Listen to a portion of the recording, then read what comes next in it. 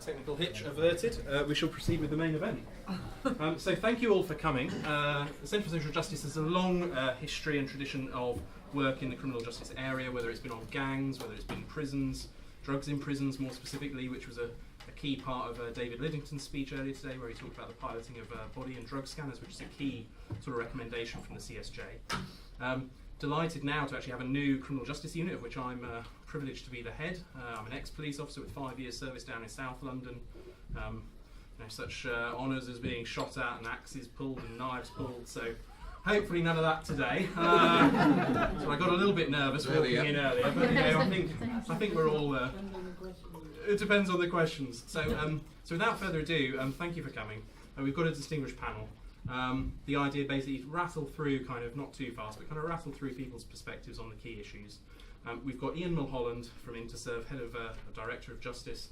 An extensive background in the public sector prison estate, from prison officer working all the way up, now at Interserve, so a fascinating kind of combination of the two, able to sort of reflect on the pros and cons and some of the other issues. And we've got Kelly Carell from Census Group, doing phenomenal stuff, working on how we actually can provide sustainable economic opportunities for some of the most vulnerable. In this case, we're obviously talking about prisoners. John Warrington, working also for Census Group, publications and policy officer there, and again with a little bit of lived experience too. Steve Freer, if you've not met him, and if you've not met Val, I don't know, Val, if you just want to stand up and give you a little wave. They come as a pack. It's buy one get one free. But they are super. They're marvellous. They're a charity up in Leeds, doing phenomenal stuff. Ex-prison officers with a fabulous sort of story behind them and fabulous progress on employment, getting offenders into sustainable employment, and not just easy picking kind of offenders, going for the really prolific repeat ones too.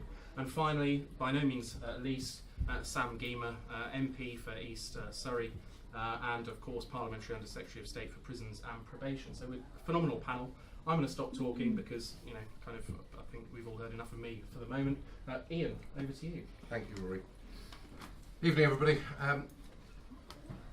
How effective criminal justice can change lives is kind of what I've been trying to do, I think, for the 27 years of my career in working in prisons and probation. 26 of those years spent in the public sector, and the last 12 months spent working for Interserve as Director of Justice.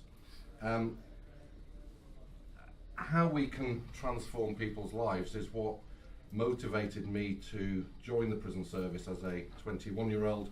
I was an adopted child, and I grew up knowing that I was very lucky to be in a family that was stable and loving and caring and kept me in the right direction, and I was equally really clear that I knew lots of people who didn't have that around them, and probably slightly strangely as a teenager always knew that I wanted to do something that involved helping people and giving them second and third and fourth chances. I didn't ever think I wanted to be a prison officer. I thought I wanted to be a social worker, but that's a different story. In my 26 years in the public sector, I always focused on what can we do that makes it less likely for the individuals that we're caring for to reoffend. And people in this room will know that for years we've known what we can do. What we need to do is release people from prison with somewhere to live, with a job or a training place, and with a supportive relationship, ideally a family relationship, but if that isn't there, then some kind of other professional caring relationship. And what we failed to do, despite knowing that I think for at least the last 20 years, is we failed to deliver that consistently and at scale. So people will be able to point to, and I could point to lots of successes of small scale projects where we did put those things in place and where the outcomes for the people that we were supporting were really positive. But we've never managed to crack it consistently. We've never managed to translate what we know is right into an approach that just does it. In my new role, the difficulty in trying to get people leaving prison somewhere to live is just astonishing, really, and I didn't realise just quite how difficult it was until I started to do this job. And of course, if you haven't got anywhere to live, you might as well forget everything else, because you're not going to make a difference. You can spend as much and you can put as many interventions in as you like. If you haven't got somewhere to live, everything else is kind of a waste of time. I've been in Interserve for 12 months. Interserve is a FTSE listed company, employs 80,000 people around the world, and does everything from major construction through to delivering support services and FM contracts, and latterly delivering frontline services, be that for the DWP or for the Ministry of Justice in their Purple Futures, our Purple Futures construct, running probation in 25% of the contracted out market. And what I have seen there is similar actually to what I saw in the public sector, which is lots of highly motivated people who have chosen their careers because they want to make a difference to people's lives. And what I've been empowered to do is try and support those individuals to actually, if it looks right, it probably is right, get on and do it. And very excited that we are about to enter into a new project in Her Majesty's Prison Berwyn. Berwyn is a large, very large prison, 2,100 men in North Wales, public sector run prison, where Interserve, along with Census Data and Novus Cambria, have been awarded the contracts to deliver the majority of the purposeful activity, the work and the learning for the men in there. And I'm really excited about it, because what I do know is the answer to the question about how can we start to deliver accommodation, jobs and support at scale is not sitting with lots of smart people in the private sector or the third sector or even the public sector. There are good people in all of those sectors that actually need to pool that talent and pool the kind of the shared vision of what we can do if we work together to have different outcomes for people who are leaving prison. And as far as I can see, Berwyn, a public sector prison with a visionary governor who is very much focused around procedural justice and a values-based approach, supported by an organisation like Interserve that is the 5th largest provider of apprenticeship training in the UK, with customers like BT and Stagecoach, that delivers a quarter of the probation services for low and medium risk offenders across the UK. Supported the public sector, supported by an organisation like Interserve, with the expertise from the third sector partners that we have with Census Data and others, underpinned by a proper learning plan that delivers learning that will support people's resettlement into the community, gives us, I think, half a chance of doing things differently from the way we've done them before, and also, for what it's worth, something that I think is replicable. I think if we can get it right in Berwyn, from my experience, it's something that we could get right everywhere else. And so, delighted to be here, delighted to have the opportunity to talk, and really looking forward to the Q&A in terms of what's possible and how can we try and do things differently going forward. Thank you.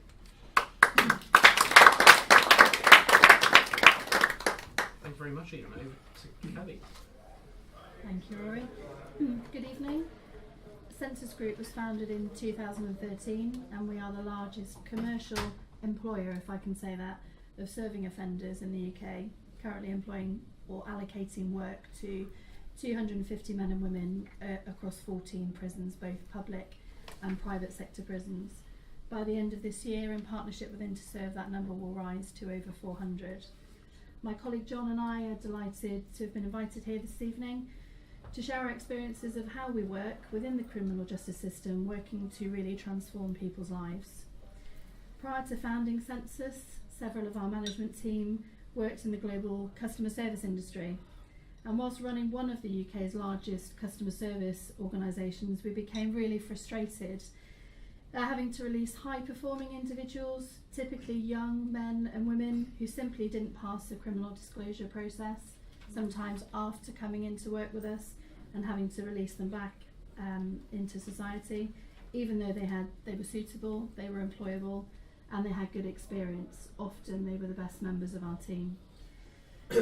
So we thought, why don't we try to work the other way around and start from the inside out, so see what we could do with inside the criminal justice system and then transfer our learnings externally. So in 2013 we opened our first operation at HMP Oakwood with 20 men, and we started delivering meaningful work coupled with relevant qualifications. We were supporting men there with renewed confidence and belief into work. To date, we have provided work experience to over 4,500 men and women across those 14 prisons, and we supported 110 of those into employment on release from prison. I'd like to introduce you to John, who came through part of our programme, and he's kindly agreed to share his story and how effective we believe we can be in transforming lives when we work together effectively within the criminal justice system. John? Thanks, Kelly. Good evening.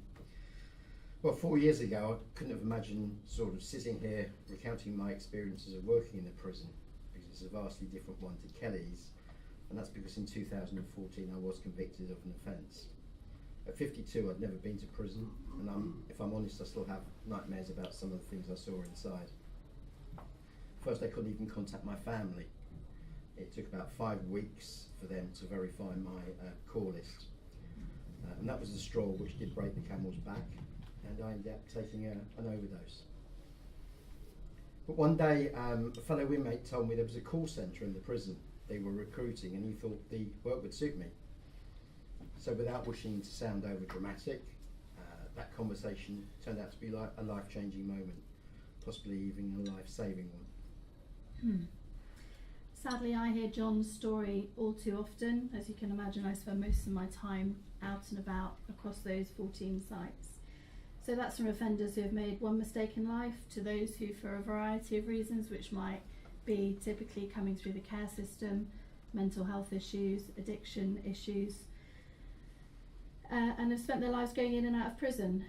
So what are we trying to do to break that cycle and deliver such a huge impact on the reoffending rate amongst those that come through our programme?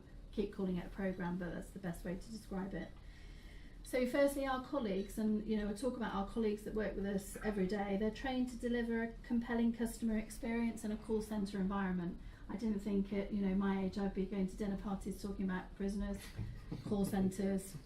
I either get people at the school gate that completely avoids me, or are really interested. It's one of the two, really. But they come into our customer service environment, and it's new for them. So as well as gaining vital, real-life work experience, so we're talking about millions of jobs that are available in this industry and like industries. They develop transferable life skills, just as how to listen to others, how to empathise, how to reason effectively. You're talking to people that might not always want to talk to you. So some of the great feedback that we get from the men and women that work with us is how they manage those conversations. So they're not always used to having somebody tell them what to do and having to do it. They have to reason with them to be good at their job. It's a really amazing thing to see. But they're vital soft skills. They're not not only for their job whilst they're in prison, but also on the prison wings, and then when they rejoin society in whatever way that may be. So we aim to encourage them to be the best that they can be, and when they come to work for us, they're working with us, and it's not being in prison. They are coming to work, they're targeted, they are named and shamed by their colleagues, they sit and give feedback to their colleagues. It's a whole new world for them, and it's something very different to what typically they've known before. Many of them haven't even worked before. So whether that be in our day-to-day lives or fueling our determination to continue to create sustainable social change, when we started out we hoped that our work in the justice sector would change people's lives, but we could have imagined how all-consuming that might be now. On my first day working for the census group at Highdown Prison, a few things did immediately strike me. First of all, the management, they called me John, not Warrington, but John. It was a proper office, It was a familiar environment for me. Desks, computers, phones, even had decent coffee. People I'd previously seen on the wings, they looked full of life, not the usual dead-eyed look they had, and there was a vibrancy in the office. But there was also a sense of mutual respect, and we soon became aware we were in positions of real trust. I got to speak with members of the public on the phone, people who didn't know who I was or where I was. And I was working again. It was doing proper work, and even at my age, I was learning something new. I had a sense of purpose, and I developed a sense of self-worth, really important when you're in prison. I felt trusted in an environment, and it was an environment where there was probably even less trust than there is between the White House and North Korea. So John and I have spoken about how we operate inside the prison walls, but what's the wider impact of our work? So firstly, we know that many of our staff are on the brink of losing their families. However, by being able to provide, in many cases for the first time, they manage to keep their families together. There's been improvement in the mental health of some of our colleagues who suffer from such issues. But the impact doesn't stop there. Our staff on release now positively contribute to local economies and are significantly less likely to reoffend. As a business with a social aim, our outcomes matter. So of the first 100 people we found employment for, only 9 have reoffended to date. That's compared with the national reoffending rate estimated at 59%. 63 have gone on to work for other organisations after working with us. 6 have set up their own businesses. And the remainder still work for us, and that's ongoing. So data suggests that the average cost of securing a conviction is around about £65,000. And in addition, there are obviously the costs of keeping an offender in prison. Effective criminal justice can work. Upon my release from prison, I did find getting work a problem and caused me despair.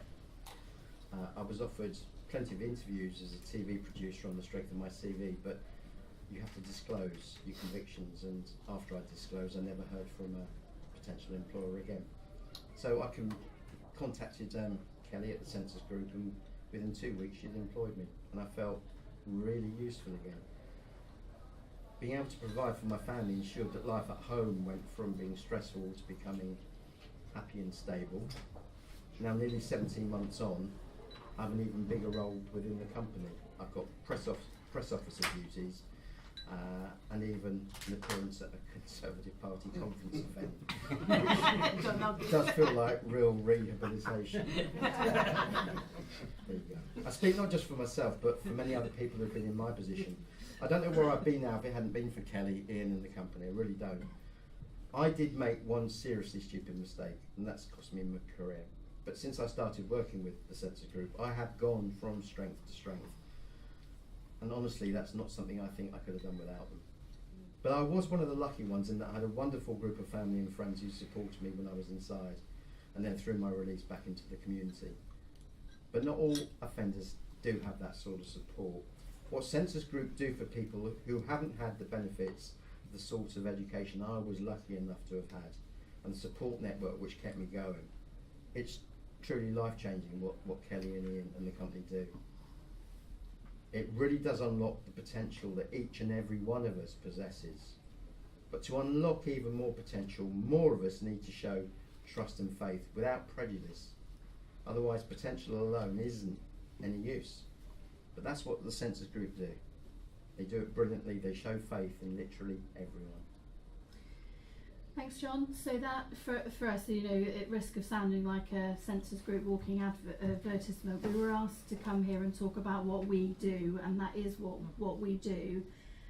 We aim to carry on making a difference and helping people like John into work after they've been released, and we really want to make sure that they never return. The government's led the way through transforming rehabilitation and the Prison Reform Bill, and done a great job by making prison reform and rehabilitation two of its key policies that was never talked about years ago. We've noticed a gradual softening in attitudes towards ex-offenders, particularly business in the community. The Employers Forum for Reducing Reoffending, there is an awful lot of talk about it. You know, in our view, and it's our view, that's all I can talk to, is that opening prisons to private sector companies, as has been done here, is clearly having a beneficial impact. It presents the most effective way of transforming lives of both prisoners and their families. They get somewhere to live, they've got relevant experience, they've been trained to do something they may never have even considered in the past, and then they get a real job, real work experience integrated in effective learning and skills delivery, leading to sustained employment on release with engaged employers is the model that it is the only way forward.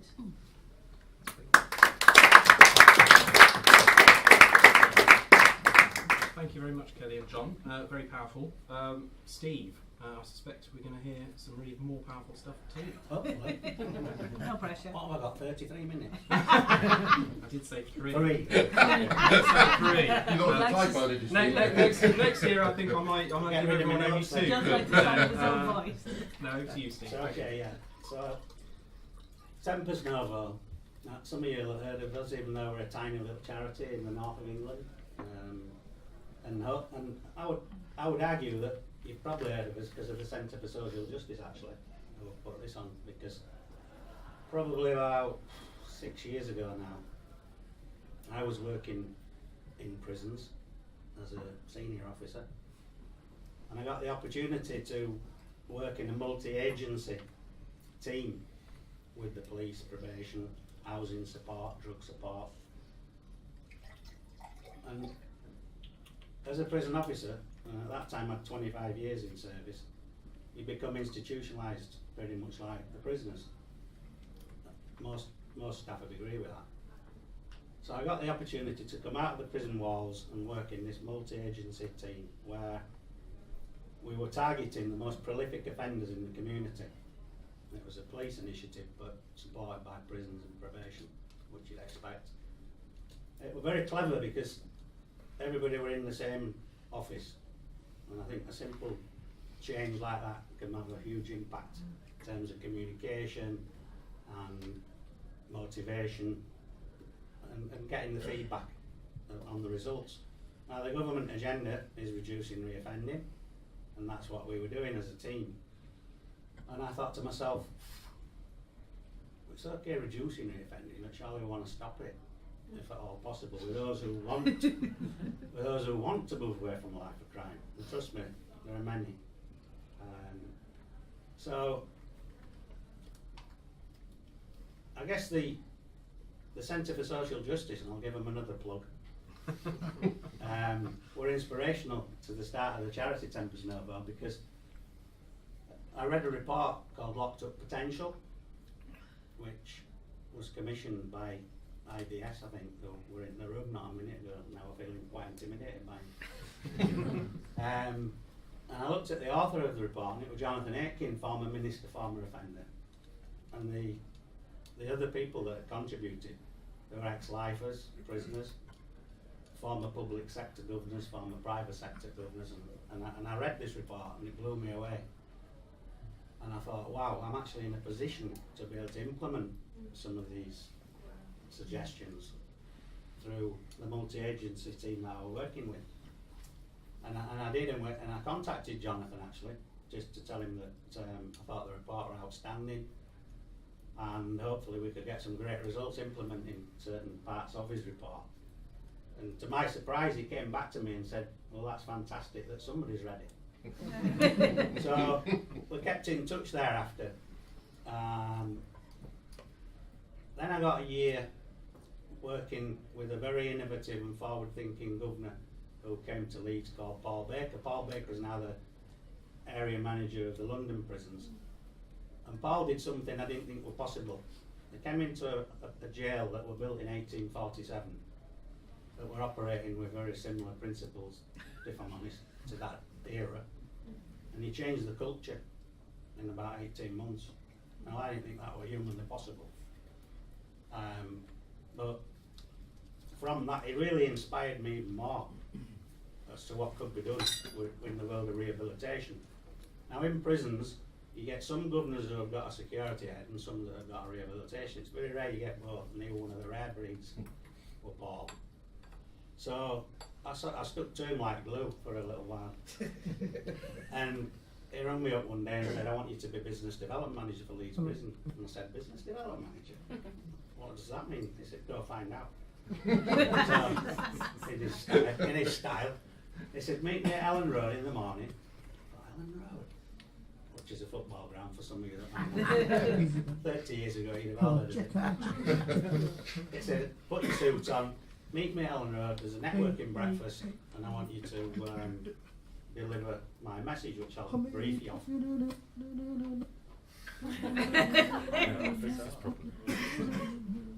Everything all right? Sorry, Well, it's you you- stalker, don't worry. So I met Paul and he gave me the brief. He said, right, Leeds Prison is now a community prison. Our doors are open to business people. I want you to negotiate with business people to give some of our offenders work placements. Okay, I'll do that. So I said about it and did a really successful job of it. And I learned so much in that year, it's unbelievable. It was like being reborn, if I'm honest. From being a prison officer on the landings, barking orders, to working with people who appreciated what you were doing, getting positive results, building relationships, which we'd done as an officer, but not quite to this level. Part of that journey, my co-founder, Val, was running the print studio in the prison. And I knew it was one of the best run workshops in the prison, so I always dealt with CEOs or directors, decision makers in the business to speed things up. Invited them into the prison, showed them around Val's workshop, and simple little things happened and I could see it developing. The prisoners were fascinated because there was a new face in there, and they'd say, "Who's this boss? Is he the new governor?" I said, "No, actually, this gentleman's an employer who's looking at giving ex-offenders interviews on the release." "Really? Can I shake your hand, sir?" "That's great." And you could see them just go, "Wow, they're human beings. Well, these people are human." So that was a big breakthrough, actually. And also because Val were running the workshop with an iron rod, they were all working very hard. So the employers were quite impressed with what they saw, actually, and it opened doors. And that 12 months came to an end, and I went to see Val and with my tail between my legs and said, "I'm back in, the funding's gone for that position, I'm coming back into the prison." And he said, "You've got to carry on doing this work." And I said, "What do you mean carry on?" I said, "I've just explained to you, I'm back in the prison." He said, "No, you're not listening to me. You must carry on doing this work." He said, "You're too good at it not to." And I thought, he's right, actually. I'm too good at it not to. He says, "And I'll help you. Somehow we'll find a way." Now, bear in mind, working in prisons and working with prisoners outside of work isn't really the done thing. So we had quite a bit of, shall we say, bureaucracy to work through. But we did it. And then we left the service early to pursue our dream, which is Tempus Nova. And to date now, I think we've got 120 ex-offenders into sustainable employment, Wow. of which 94. So 94 are either still in work or have completed 6 months. Yeah, I think if somebody had said to me when we had the vision, you'd be sat next to the prisons minister in a few years, I'd have said, "No, he'll be sat next to me." But no, it's in all seriousness. And you're buying the drinks. You'll be lucky, Sam, now I know, but If someone had said to me, "You'll have 35 local employers who all open their doors willingly yeah. to give an ex-offender an interview," I'd have had you drug tested, because I knew how difficult that was going to be. However, we've now got businesses coming back to say, "We're recruiting any more great guys," because the flip side of all this is that when you take someone out of the gutter, which a lot of people are coming out of prison, there's many offenders have said to me, the prison isn't the really difficult bit. It's not pleasant, of course. The difficult bit is when I leave. Yeah. That's when the sentence starts for me, especially where employment's concerned. So when they find that we actually operate in that space and we broker an interview, you can see the director's so grateful that they become so loyal to that employer. I think John's a fine example of that. And they want to please. And we've got examples that I could show you of productivity charts from warehouse work where Chris, one of our guys, Steve, I'm keen I'll to finish get. off. I'm keen to allow time for questions more than anything. Yeah, I'll just finish off with this. I will. Part one. He, 3 minutes. Here we go. Chris Sutcliffe, showed us his, he couldn't wait to show us it, his productivity chart. He packed 91 boxes in a day, and the nearest one to him was 58. So you can imagine the supervisor of that shift's ringing us up saying, next time we recruit, please can you send some through? Anyway, that's it. Thank you. No, thank you, Steve. Thank you.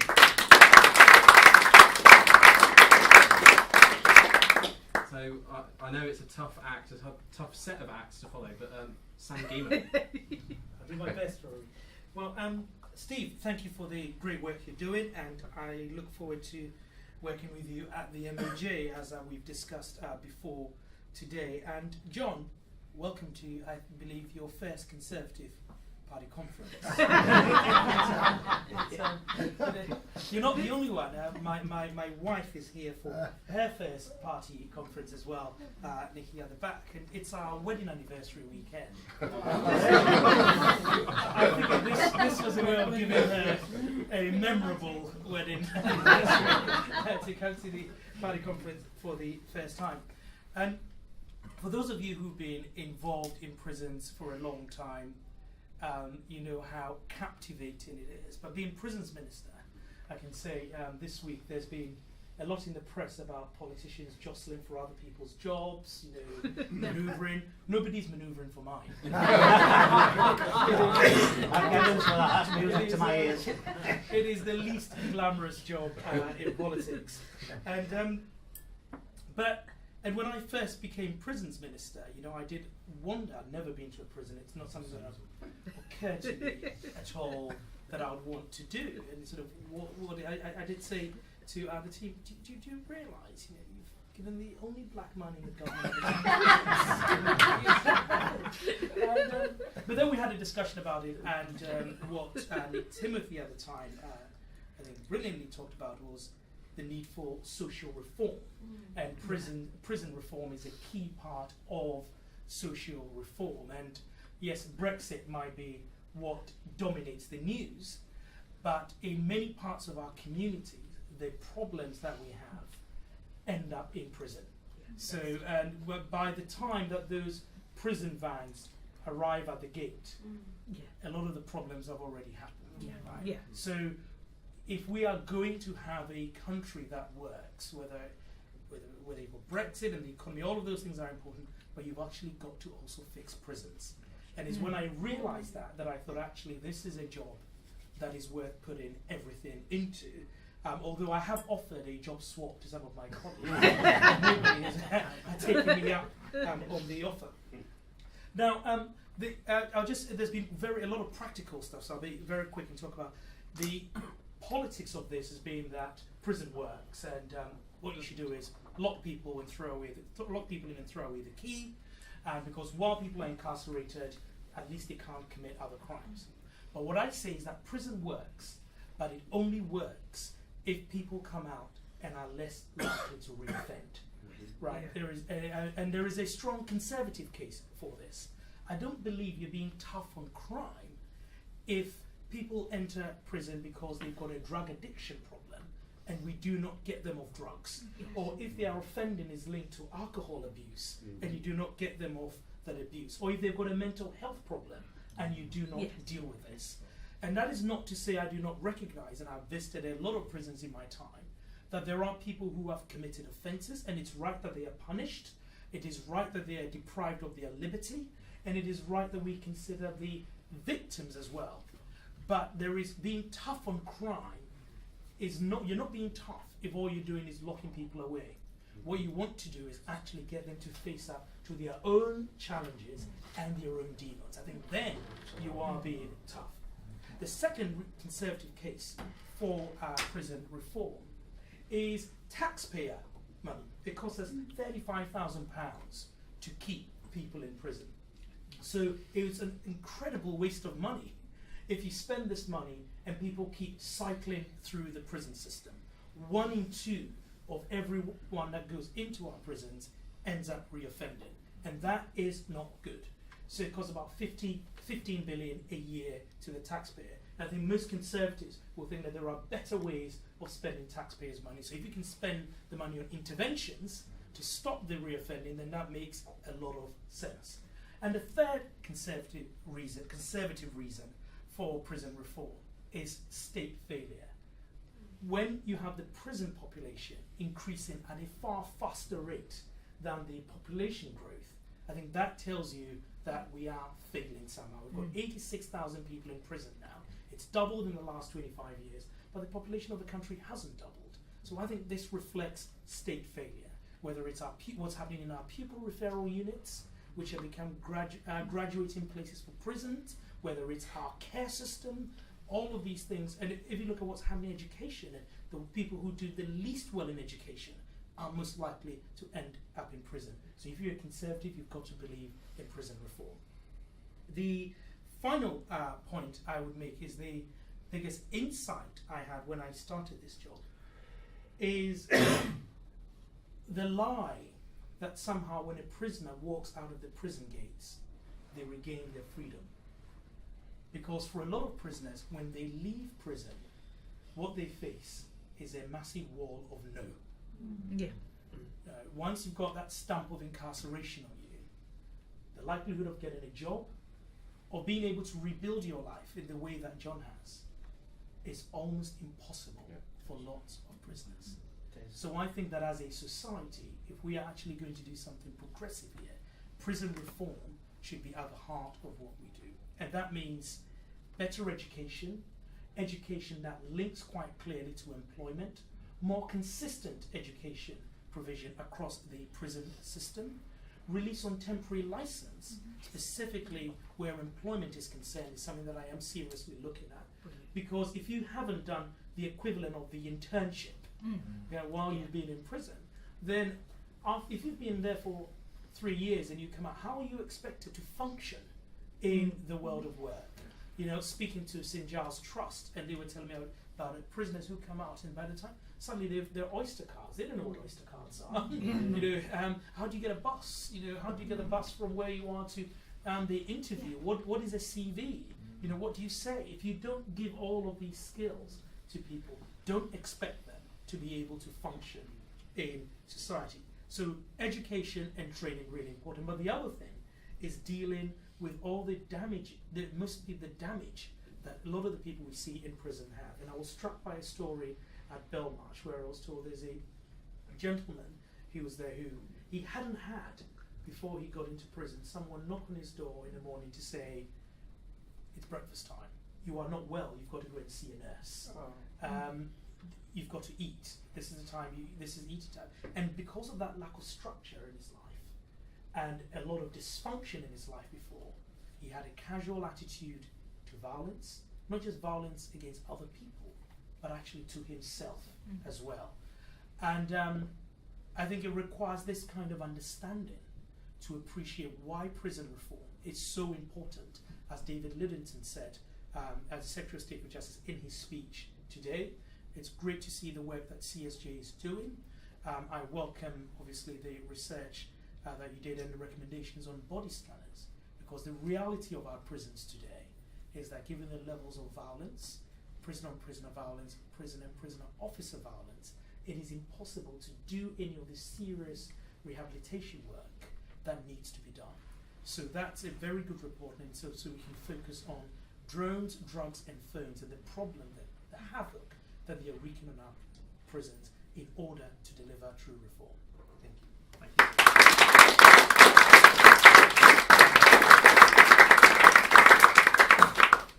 A wide-ranging kind of address there, really, covering everything from the kind of the real human stories that we've already heard, but also sort of that bigger picture of how we ensure there's order and control. I'm going to sort of take the prerogative to sort of ask the first question, if I may. And I'm sort of struck by the fact that both Ian and Steve talked essentially about the power of governors, actually, and the good governors, the less good governors, and what difference that can make. And I suppose keen to hear Ian and Sam in particular your views on sort of how do we move towards more of the census group type activity, more of the Tempus Novo activity. Talk us a little bit about kind of how you see that evolving. So I'll talk a little bit with the kind of the benefit of some distance from my previous role. I think the answer to that question is in having able, innovative, brave leaders at the prison level or at the group of prison level. I think what we've seen in the last 10 or 15 years in prison, for very good and defensible reasons, is a far more centrist approach, largely driven by the need to take money out of prisons. That has led to a reduction in the quality of prison governors and reduction in prison governors' ability, they would say, I think, to decide what's best for their prison. I think we need to up the attraction of being a prison governor. We need to set our ambitions high to make sure we get the best people, and then we need to give them far more, I'm not sure if it's the current phrase or not, but it's the right phrase, far more autonomy to manage their prison or their group of prisons in the way that's best for their communities and for the men and women that are going to return to their communities. And I think you know, a lot of that work is clearly underway. It needs to be accelerated.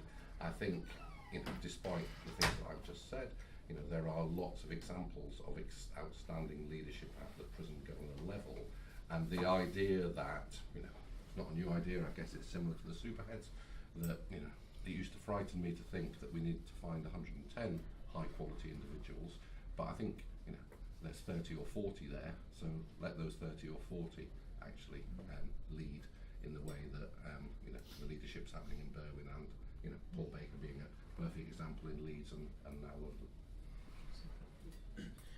Rory, very good question. And I agree with Ian, who's a sort of gamekeeper turned poacher in this particular universe, that giving governors freedom to be able to organise training and employment is key to this.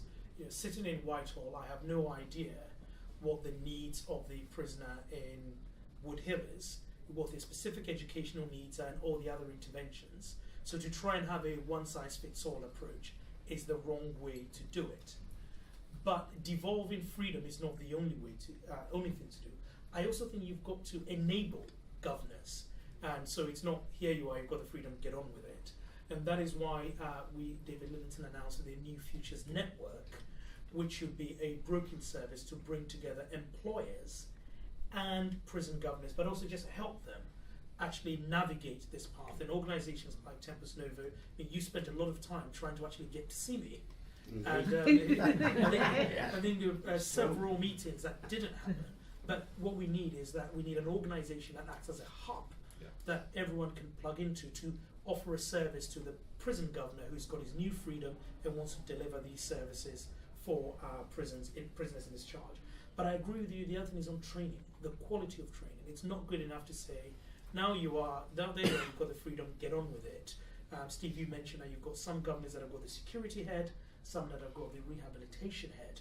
What we need to do is bridge that gap by offering the training to them, and we're looking at new leadership courses for the prison state.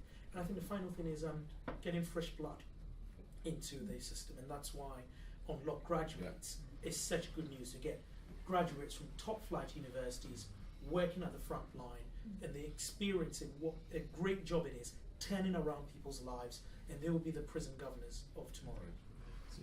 I'm keen to get to questions. We've got a gentleman at the back in the glasses. Please begin by saying who you are, where you're from, and if you've got a particular sort of person in mind, do let us know. No, I'm Simon Forthorpe. I'm from Orpington. I'm a magistrate, which is why I'm sort of interested in this. And one of the things that occurred to me is that you've got the end-to-end system. It's very, very unusual for somebody to go to prison if they've not done something before, actually, and go straight to prison and you know, having been a good character previously. It's very, very unusual. And quite often they go through a system which may go through probation, community service, a whole range of other options before putting people in prison. And it's great that this is going at dealing with that end, but you've got to look at this whole thing. I'm going to, just because of time, I'm going to push you into a question if you can. You've got to look at it end to end. And I just wondered what you're doing at the front end of it as well to make sure that it's sort of seamless, because we have, for example, that's one thing. If you're carrying a knife, it's instant imprisonment. Yeah. I mean, to be honest, we're talking very much today about unlocking the potential within the prison system. We could have a whole other fringe event. Have we got a question that relates specifically? I think there's a point. The pertinent point that the gentleman is making is by the time someone is sentenced to prison, they've had several community sentences, and the judge gets fed up and says, "Now I've got to send you into custody."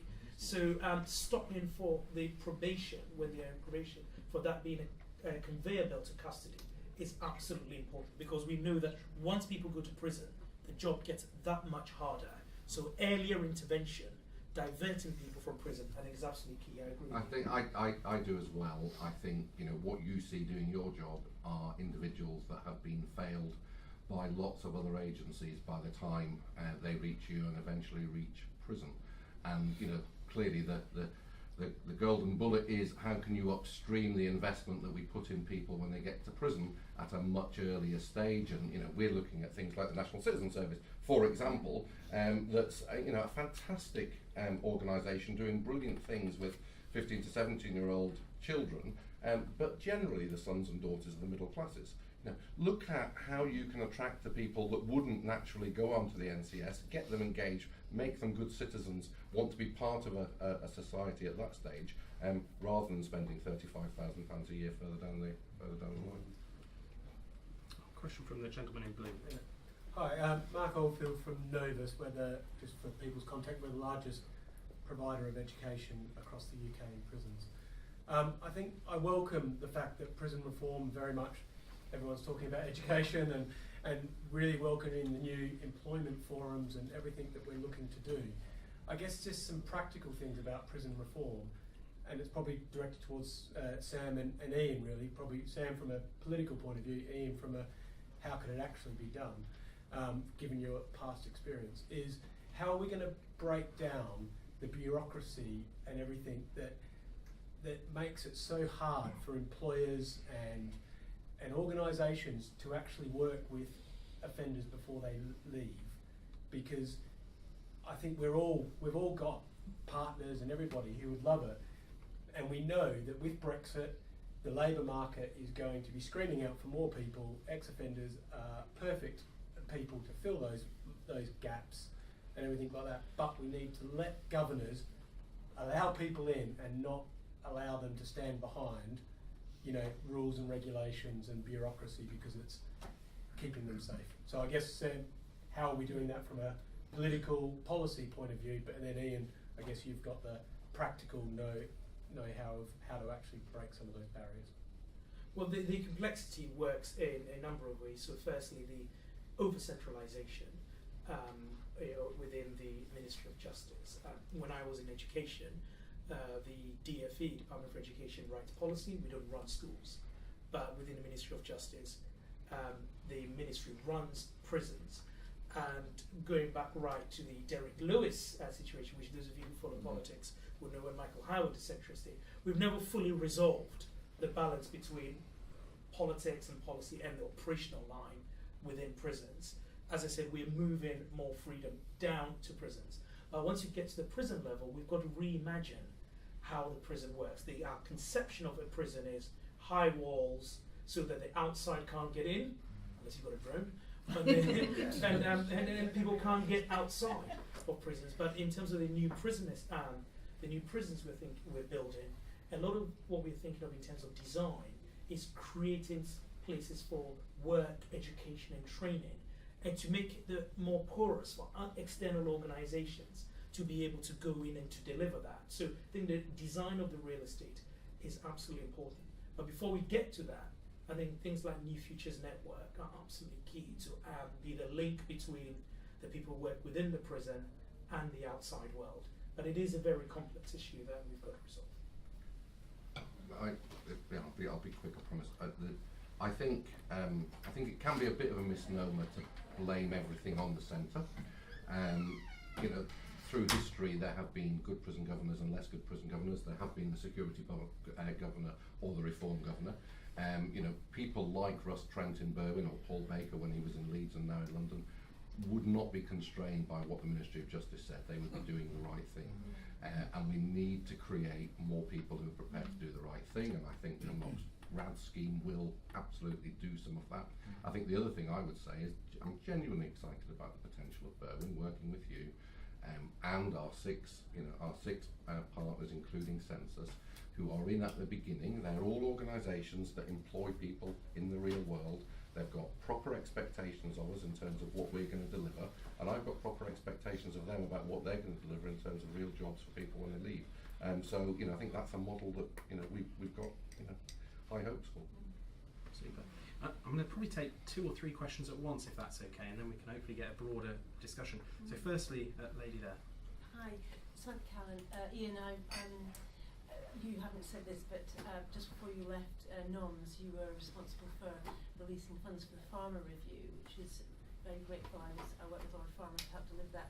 And I'm interested in just the nuts and bolts. How does what HMP Berwyn does with employment, how does that articulate with all these great things they're doing with family work? There's a family intervention wing, they take steps to mitigate the distance between men and their families, and how does that all work together? Super, so that's one question. If we grab one at the back, the gentleman there. Hi, I'll stand so seeming quite small. Mark Brooks, I work for an organisation that supports people with learning disabilities and autism. One of the things that we've come across is raising awareness for people with learning who've been committed, and there's not much out there just around how to support in prisons and when coming out and raising awareness, because a lot of people don't tick the box to admit that they've got a learning disability. So I'm just wondering, you know, what have you done or what do you actually think? Super, thank you. And Mary Shaughnessy, I'm a trustee at Tempest Nova, but I also work with offenders. Brilliant idea, Sam. It's really pleasing that you've come together, but you've got loads of experience in the room. Are your team at MOJ going to take this experience and use it to implement going forward the reforms? Because these guys have lived the experience, and hopefully, you know, we'll be able to provide evidence for you to say this does work, despite what the Daily Mail or somebody else says. This does work, and therefore will make it more comfortable for a governor to go forward with a reform that they know they've got evidence behind. So I'll sort of rustle through them. I think you're right, and part of the challenge is, I think, this security thing. And Ian would say, because primarily we think about prisons in terms of public protection and security, that creates a very different mindset when you're dealing with this. It's about closing down, it's about hunkering down. Everything is on a need-to-know basis, and then you've got the other side, which is about opening up to the world. So we're quite schizophrenic in the way that we're dealing with prisons. The lesson that I've learned in the last year that I've been prisons minister is, unless we reach outside of the MOJ and outside of prisons, we're not going to be able to deliver meaningful reform. And what the Secretary of State and I want to do is set up new structures so that this becomes a new way of working, rather than have what we've had in the MOJ for the last few years, is lots of different ministers churning through and nothing really beds down. I think that will deliver the kind of change that you want to see. Learning disabilities and autism are a really big issue, as the gentleman would know. About 1 in 2 of the people in prison have the reading age of an 11-year-old, and there are a lot of special educational needs in there, and we need to get better at not just identifying these, but in terms of the individual learning plans that we'll be creating for prisoners alongside their sentencing plans, that there are the appropriate interventions there as well. The Farmer Review, excellent. As you know, Samantha, I am very supportive of it, and we are having a series of working meetings in the department to actually implement the recommendations there. And I think even if we can't deliver everything in terms of the letter of it, certainly the spirit in which Lord Farmer meant his recommendations, something that I totally agree with. And it's not just the outside world in terms of the third sector that we need. I think families are absolutely important. And Steve, you mentioned the 5 weeks it took for your call sheet to be audited, for you to contact your family. I have come across in the last year people who have self-harmed or in some ways taken their life, where actually family contact would have perhaps actually stopped or helped ameliorate the situation. So family contact is absolutely vital. Even recognizing that sometimes we know that not all the families are your ideal families, but that ability to contact people, loved ones, and for them to be involved in your life even while you serve your sentence is absolutely crucial. And I think Steve, actually, on Tempus Novo, on that side of things, on the family side, I don't know whether you want to talk about a very practical sort of consequence that came from the Farmer Review itself. Well, absolutely. We've just appointed a family liaison officer as a result of the report. We knew how important it was. We didn't have the resources, but we now have students volunteering, so we're utilising that. And we haven't done it to tick a box. We've done it because we know from our interview process that the vast majority of guys and girls who pass through our doors have either a very chaotic family life or possibly very, very little. So it's a massive, massive cog in the machine, along with housing and employment, education, those things that Sam mentioned earlier. I don't know whether Kelly and John, kind of any thoughts on either, whether it's learning disabilities or the family side and how that impacts on. Yeah, I mean, I think from our perspective, there's a couple of things on the learning and disability issue. It's been a real eye opener for me, particularly because we run customer service operations, and you think that somebody would need to be able to read and write. And actually, if somebody is the reading age of 11, that's fine for us. We've got some brilliant stories where people have memorised what they have to say, and then they come out feeling like a rock star, because they can do it. And they go back to their rooms and they talk about what they can do, and those have been some of the greatest examples for us. And with families, John talks about it earlier, but we've done a lot actually where we've helped their families into work. So it's not just been from the inside out, but actually there's a lady at Brunsfield Prison that works really well for us, works really, really hard for us. And her husband's out of work because he's at home looking after the children because she can't be. And he can't get work, but we can provide work at home for him, and now he's working with us. And that's not what we started out to do, but it's a roundabout way of doing it. And there are various different ways you can do it. It's just, finding the right thing for the right person. That might not always be one model fits all. So that's super. And quite inspiring, I think. Yeah. Ian, any observations on those three? No, I think super.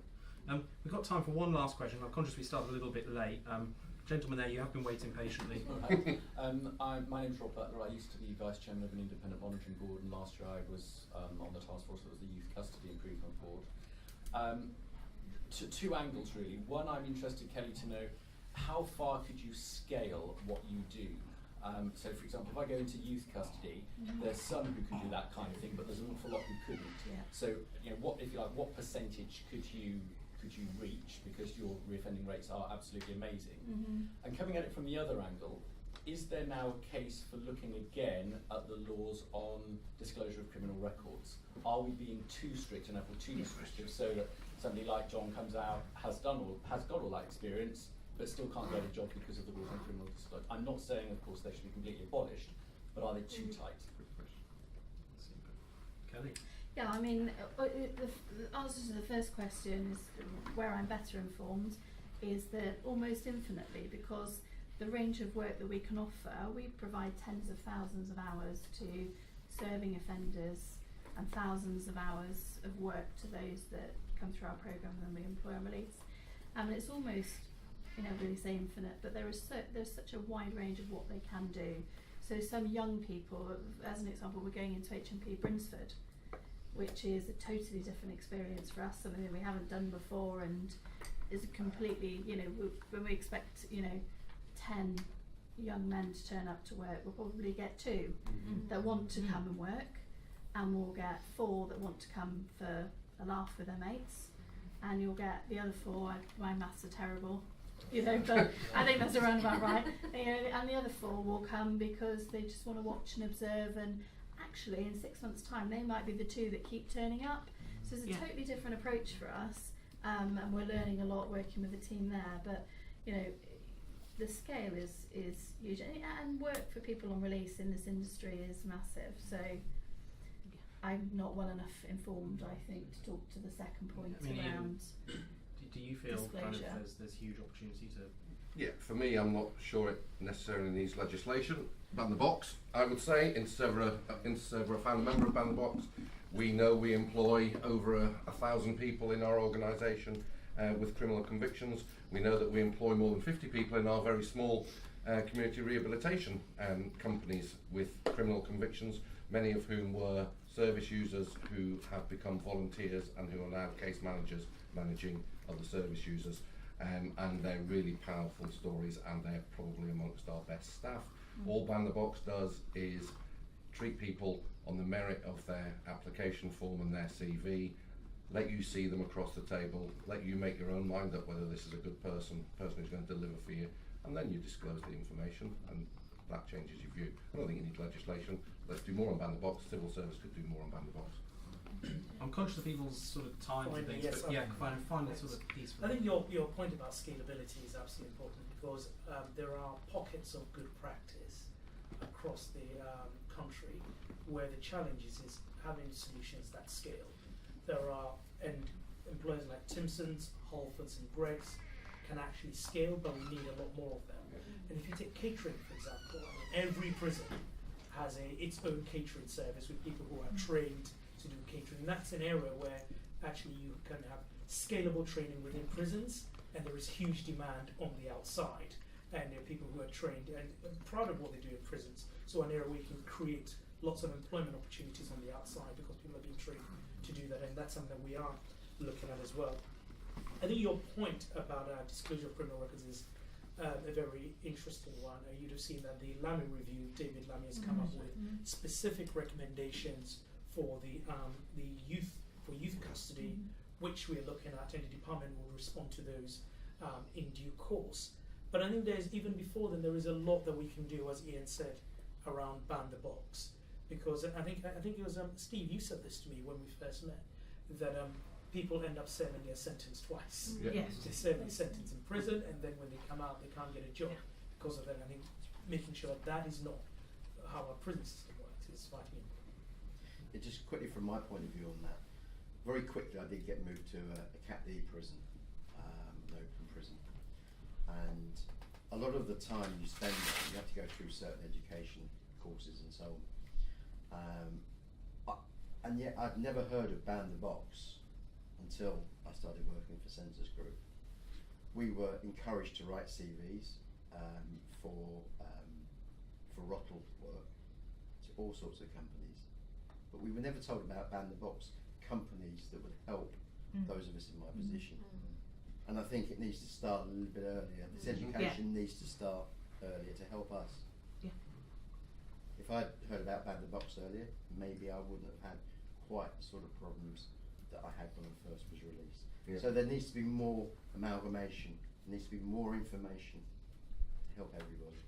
Super, thank you, John. I'm sorry I have to bring this to a close, to be honest. You know, it's an important area. It's an area the CSJ is going to keep pushing on. As you've heard, there's real work going on out there, actually, in the prison estate, through the wall, out back into the community and in the community itself.